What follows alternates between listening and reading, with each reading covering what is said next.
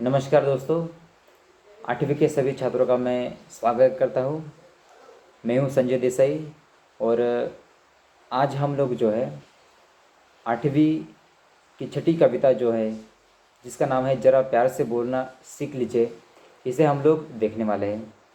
ये एक काव्य का रूप है, ये गज़ल है, बराबर ना। क्या ये एक गज़ल है और इस गज़ल के अंतर्गत जो कुछ शेर यहाँ पर प्रस्तुत किए हुए हैं। आप लोगों ने शेर सुने होंगे, आप लोगों ने गज़लें सुनी होंगी। हाँ, गज़ल जो है उसे जब अभिव्यक्त किया जाता है काव्यात्मक रूप से, हाँ, संगीतात्मक रूप से, लयात्मक रूप से, हाँ, वो एक गाने की धुन बन जाती है या फिर इस प्रकार से हम उसे गा सकते हैं, बराबर।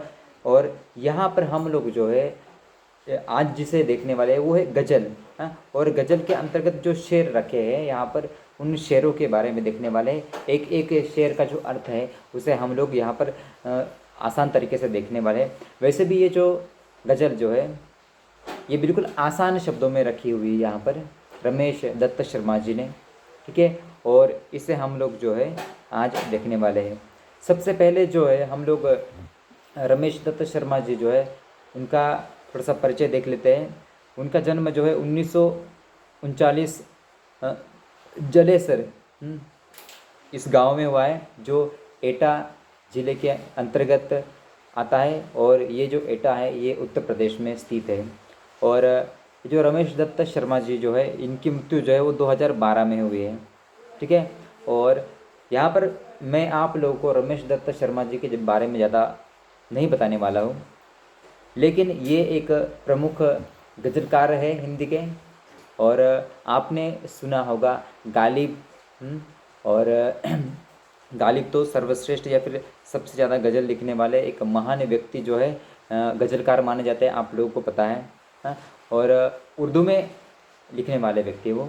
और ये जो वास्तविक रूप से हम जिस गज़ल को आज हिंदी में देखते हैं या फिर मराठी में उसे हम गज़ल कहते हैं, हाँ, तो ये जो गज़ल है ये कहाँ से आई?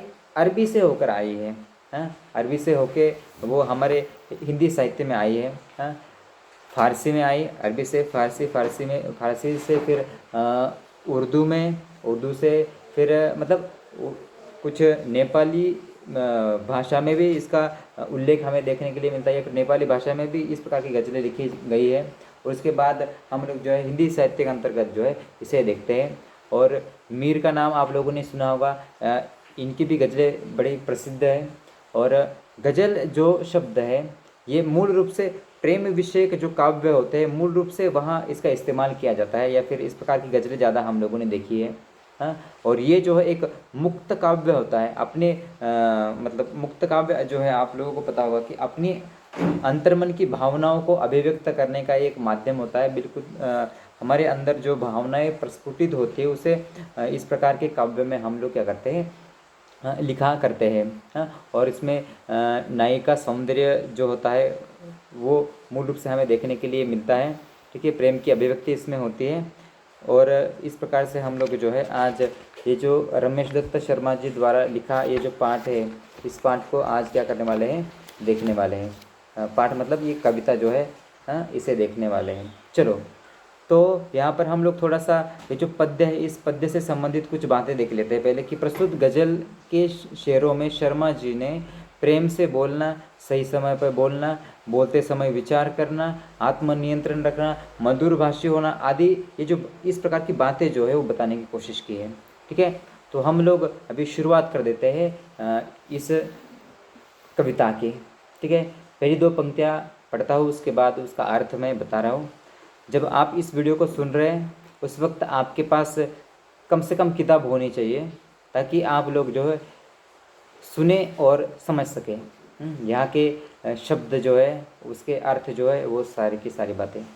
चलो, तो वाणी में शहद घोलना सीख लीजिए, ज़रा प्यार से बोलना सीख लीजिए, क्योंकि हमारी कविता का जो टाइटल है वही क्या है, ज़रा प्यार से बोलना सीख लीजिए, बराबर ना। और ये एक प्रकार का संदेश जो है हमें, हाँ, कभी यहाँ पर हमें बताने की कोशिश कर रहे हैं, संदेश देने की कोशिश कर रहे हैं रमेश दत्त शर्मा जी, वो हमें समझ में आ जाएगा। हम एक एक पंक्ति जो है उसका अर्थ देखते हैं।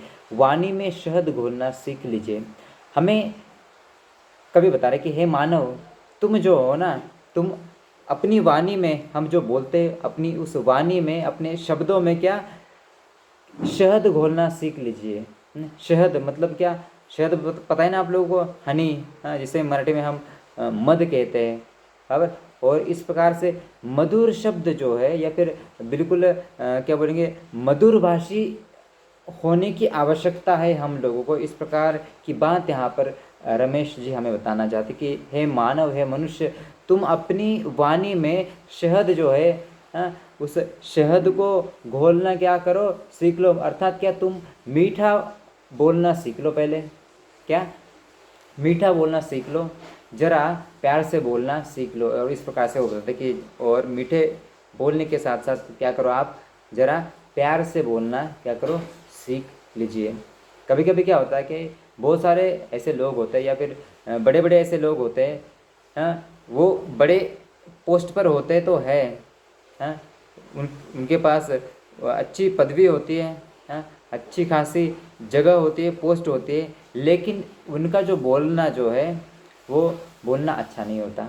और इसीलिए कवि बता रहे हैं, मतलब केवल उनके लिए नहीं बोल रहा, हमें सबके लिए कवि बता रहे कि सब लोग जो है, हमें क्या करना है कि हमें प्यार से पेश आना है सबके साथ, मधुर भाषी होना है हमें। और इस प्रकार से अगर हम प्यार से बोलना सीख जाएंगे तो समाज में जो है, समाज परिवर्तन जो है वो अपने आप होते जाएगा, बराबर ना। आगे देखते हैं हम लोग।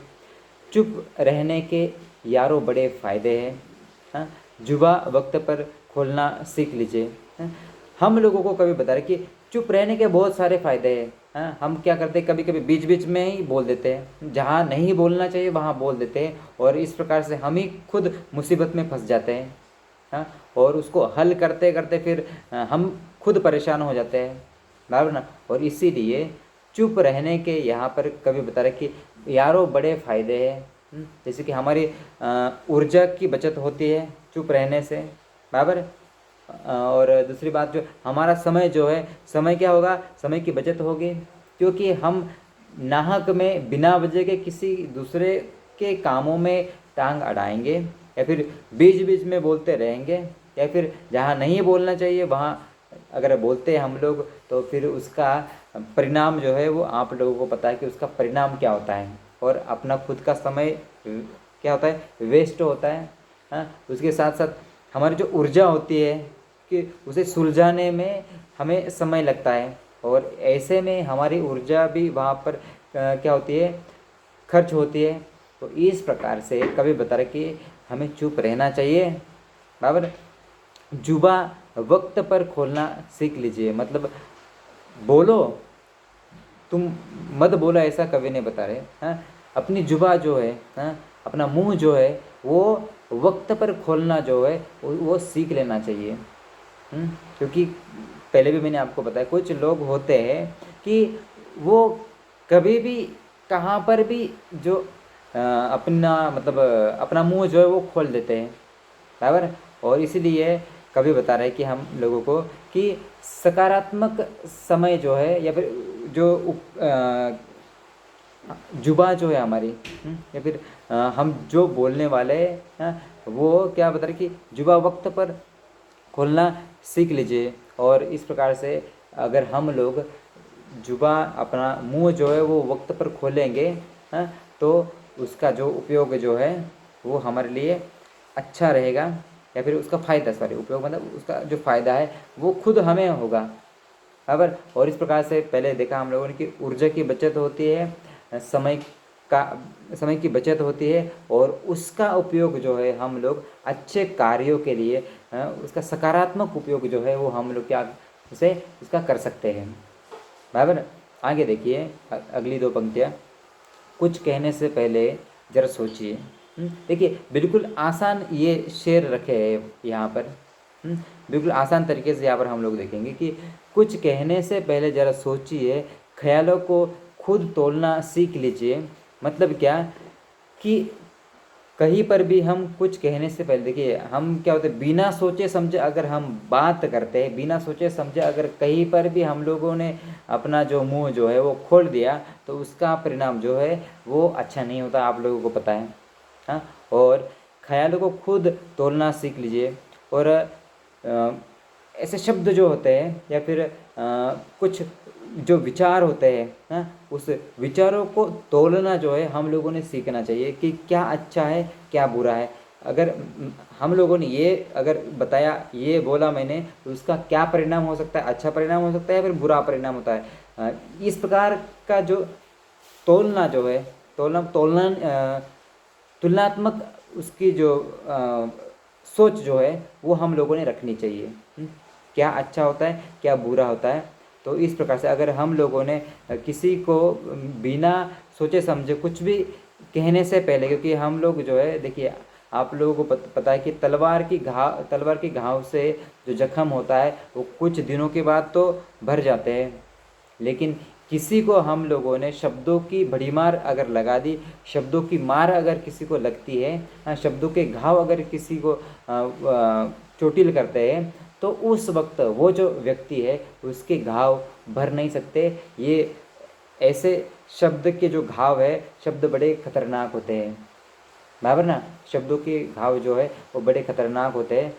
हाँ, क्योंकि तलवार के जो घाव है वो एक समय पर भर जाएंगे, भले समय लगेगा, लेकिन इस प्रकार से शब्दों के जो घाव होते हैं वो बड़े खतरनाक होते हैं, जिसके घाव जो है वो भर नहीं सकते। इसीलिए हम लोगों ने जब भी कभी किसी व्यक्ति के साथ बात कर रहे हैं हम लोग, या फिर कभी बातचीत कर रहे या फिर कोई मशवरा दे रहे या फिर उसे कुछ बात बता रहे, या फिर बीच में अगर हम लोग उस वक्त कुछ सजेशन दे रहे, उस वक्त क्या करना चाहिए कि हम लोगों ने ज़रा सोचना चाहिए। कुछ कहने से पहले ज़रा सोचिए, वही कि हम लोगों ने सोच समझकर बात को करना चाहिए। अगर सोच समझकर बात नहीं की तो उसका परिणाम जो है वो आप लोगों को पता है कि क्या हो सकता है, बराबर। और ख्यालों को खुद तोलना सीख लीजिए। और इस प्रकार से बात बात में जो है या फिर मेरे विचार और सामने वाले के विचार जो है उसे तोलना जो है, तुलना करना जो है, दोनों की तुलना जो है, दोनों के विचारों की या फिर बातों की तुलना जो है वो हम लोगों ने करनी चाहिए तुरंत अपने दिमाग से, बराबर ना। और तभी हम लोग जो है बात को आगे हम लोगों ने बढ़ानी चाहिए। इस प्रकार से यहाँ पर कवि जो है वो बताना चाहते हैं, बराबर ना। आगे देखिए, तू तड़ाक हो या फिर हो तू मैं, अपने आप को टोकना सीख लीजिए। अभी देखिए हम कभी कभी क्या होता है कि अपने दोस्तों में, अपने परिवार के लोगों में, अपने गांव के लोगों के साथ कहाँ पर भी, जहाँ कहीं पर भी हो सकता है कि कभी कभी क्या तू तड़ाक हो या फिर हो तड़ाक, मतलब क्या, कभी कभी हम लोग क्या गुस्से में बिल्कुल ऐसे ये हो जाते हैं, लाल हो जाते हैं, और तुरंत फैसला जो है वो करने की कोशिश करते हैं। या फिर कभी कभी कुछ लोग जो है वो तुरंत फैसला कर देते हैं, हाँ या फिर ना, आज से तू मेरा दोस्त नहीं, आज से हम आपके साथ बात नहीं करेंगे, ऐसा वैसा। तो यहाँ पर कभी बता रहे कि तू तड़ाक हो या फिर हो तू मैं हो जाती है कभी कभी। हाँ, आरोप प्रत्यारोप लगाते हैं हम लोग एक दूसरे के ऊपर, और इस प्रकार से क्या तू मैं हो जाती है। थोड़ा सा झगड़ा जो है वो होने की कगार पर होता है। और ऐसे में अपने आप को टोकना जो है वो सीख लीजिए। और ऐसी अवस्था में गलती अगर हमारी है तो उसे खुद को जो है हमें पता है कि हम किसी दूसरे को टोक सकते हैं या फिर टोकते हैं, उसी प्रकार से खुद को टोकना जो है वो हम लोगों ने सीखना चाहिए। ये बात यहाँ पर रमेश दत्त शर्मा बता रहे हैं, क्या कि अपने आप को टोकना हम लोगों ने सीखना चाहिए, उसे सीखने की ज़रूरत है, बराबर ना। क्योंकि झगड़े का कारण कौन है या फिर झगड़ा किस बात को लेकर हो रहा है, उत्पन्न हो रहा है या फिर होने वाला है, बराबर। और इस बात को जो है आरोप प्रत्यारोप जो है जब लगते हैं उस वक्त खुद को जो है टोकने की जो क्षमता है उसे हम लोगों ने खुद पैदा करनी चाहिए। इस प्रकार से यहाँ पर कवि जो है वो बताना चाहते हैं, ठीक है। तो यहाँ पर ये जो पहला वीडियो है, ये वीडियो यहाँ पर मैं पूरा करता हूँ और तुरंत 2 मिनट के बाद ये जो दूसरा वीडियो है जो है इसे भी मैं बनाता हूँ, और दूसरा वीडियो जो है इसे भी आप लोग देख लीजिए। ठीक है, धन्यवाद।